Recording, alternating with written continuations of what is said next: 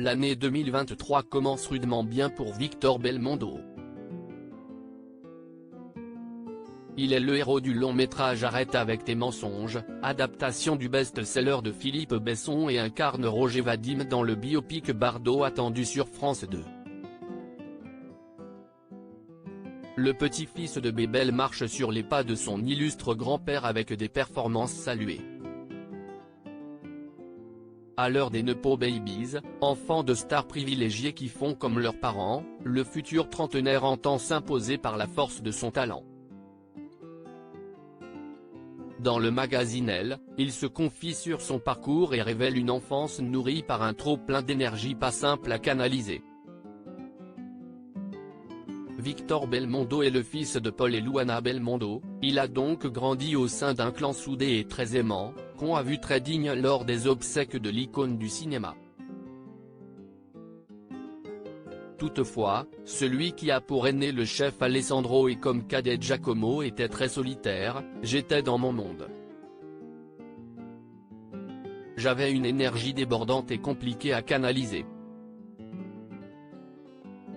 Je faisais beaucoup de sport, du VTT dans les bois avec les copains, mais les sorties tournaient souvent mal, on lançait des cailloux, on cassait des voitures. Une rébellion totale. Contre qui, contre quoi? Avec ses beaux yeux et son visage qui rappelle tant celui du monstre sacré, il a l'air d'un ange, mais durant son adolescence, il était loin d'en être un, ça a pris de l'ampleur. Je faisais des conneries, je séchais les cours, je me suis fait virer de 2 collèges, j'ai fait de la garde à vue pour une bagarre. J'étais habité par cette énergie débordante et une forme de colère que je ne saurais trop identifier. Une rébellion totale. Contre qui, contre quoi? Mon milieu, ma famille? Ça m'étonnerait.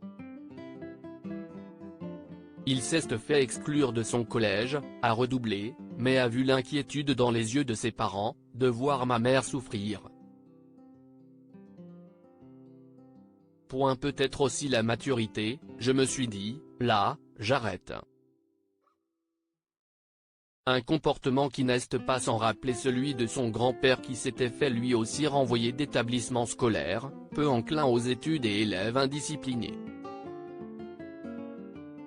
Réussir seul s'il a vu des psychologues et trouve la psychanalyse intéressante, Victor Belmondo estime que ce qu'il a remis sur le droit chemin, si est-il la découverte du théâtre. Multipliant les petits boulots parallèlement, faisant des expériences plus ou moins réussies, il se forge une carrière et peut être fier de ce qu'il a accompli aujourd'hui.